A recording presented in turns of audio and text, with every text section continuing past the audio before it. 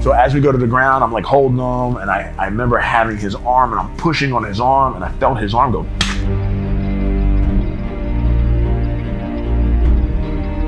So we get in this building, we go, it's very shady. I see money getting, I feel like I'm a rooster about to fight. I didn't even know if I was getting out of here alive. And I was like, I'm taking his arm. I'm gonna make this attack. So his arm goes, it may sound like you take like a water bottle, empty water bottle, and go, that's what it sounded like.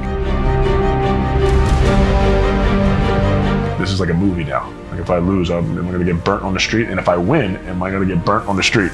I was like, I feel like I'm not winning today. This guy's like 250. I go to foot sweep him, my foot hits, he doesn't move. And as I'm walking over, something doesn't feel right. I look down, my toe is like this.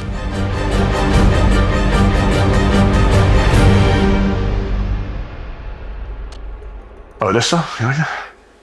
None of this is true, by the way. No, I'm just kidding. Okay, I saw that. I know, damn it. My name's Ricardo Migliarese. I'm a 5th degree black belt from Relson, Gracie. I'm also a co-founder of Balance Studios here in Philadelphia. I competed in a lot of high-end tournaments such as IBJJF, Pan Americans. I got gold medal in that in 2004. I've also traveled to Brazil in 1999 where I placed in the World Championships, as well as the Gracie Worlds that was done at the Arnold Classics, and a lot of grappler quests and Naga tournaments here in the local area in the United States.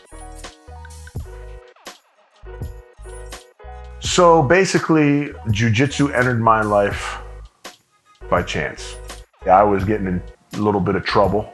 You know, the worst thing I was doing was getting in fights, you know, and Phil pulled me in. You know, I was in and out of the gym, but I didn't really stick to it. And a couple incidents happened where I got in a little bit of trouble, and Phil was like, dude, get in the gym. Where I was heading, what I was doing on the street was not the right direction. So jiu-jitsu, once I got in there, I just saw the people in there. I saw the results of jiu-jitsu, not only physically, but mentally.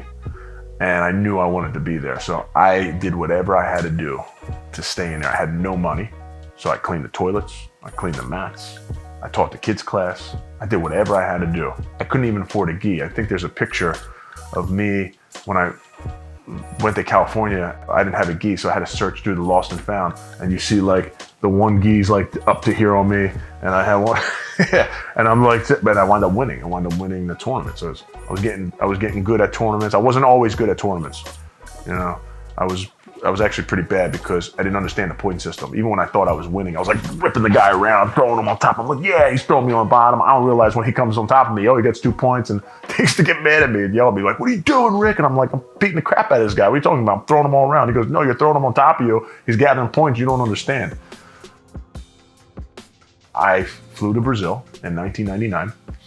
I was a blue belt, and there was no expectation of me because obviously from my previous tournament experience, I wasn't really like, I was doing good. I was winning like in-house tournaments, but I wanted to prove to myself, this was for nobody else other than myself, that I can do it. And I wind up placing, I got second, you know, that year, but I was the only one out of our crew that went out that got a medal. And I was like, and that gave me the bug. And it's like, once you do that, I was like, okay, I'm gonna try another one. Now, mind you, I hated tournaments, hated them.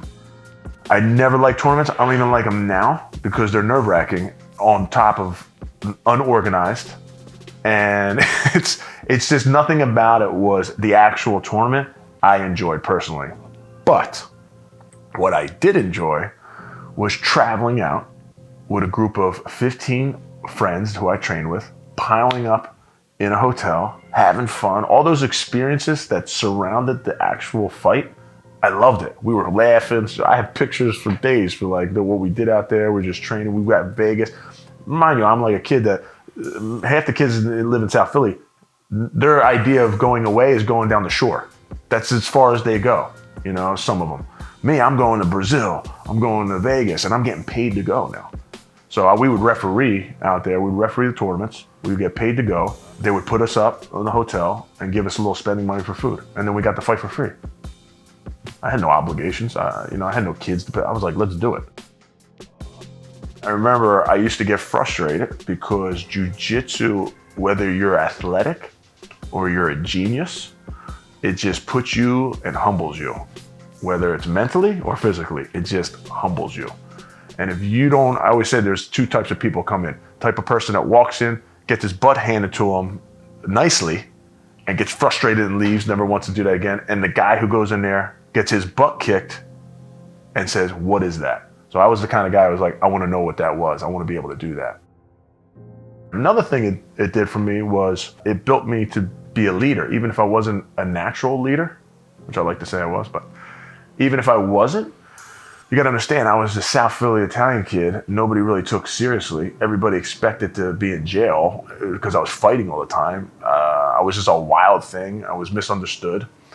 And jiu-jitsu helped me. Like, I had doctors, lawyers, judges. I mean, people that you look up to coming in because everybody was curious about this sport and this martial art. It attracted those people. And then you see me, and I happen to be good at this. And when you are a young kid at 16 years old, where you were never taken serious by people of this stature, and all of a sudden they're calling you over, hey Rick, come here, can you show me what you just did? It makes you feel like, okay, I got a purpose. So now, and it's not something where I'm gonna be condescending now. It's something where I'm going to, all right, now I'm gonna help these people. So where before I was like, man, I got this thing, I'm not showing anybody this. This is like, I got the golden ticket, man. I'm choking guys out. I'm only 180 pounds. I'm beating guys who are 250 pounds. I'm not showing anybody this. You start to learn like, man, I'm gonna show everybody this. I wanna help people. This stuff has helped me and it continues to help me.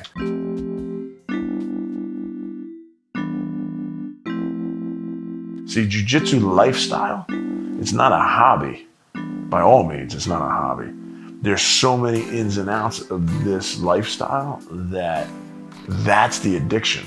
I come in here, my dentist does jiu-jitsu, he's a black belt. My lawyer does jiu-jitsu, he's the best of friends that I meet.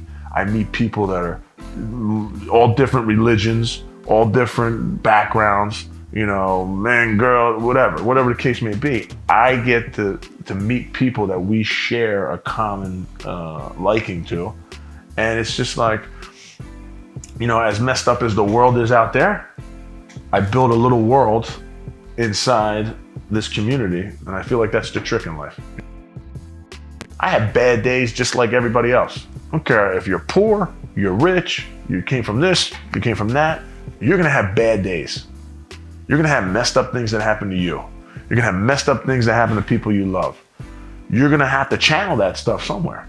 And I know this because I was an angry kid for no reason. And I had anger issues, and I didn't know why, and my outlet was fighting. But it was fighting on the street. I was like, I was just confused. I was told, you're stupid, you're that, and everything, comes together. As a kid, if you don't know how to channel that and you just don't understand why it's happening, well, there's adults like that. Jiu-jitsu is as real and as raw as it gets, just the lifestyle itself, because you can't lie about jiu-jitsu without proving it on the mat. You can't say, I'm this and that. There's no lying. If you don't put the work in and train, you're gonna get beat on the mat. And it's gonna show. Your work actually means something in jiu-jitsu, all right? You go on Instagram, you think everybody's life is great. Not in jiu-jitsu. You come in, you know what's up. You know if you put the work in. You know what it takes. Like, I gotta work hard to get to where I want.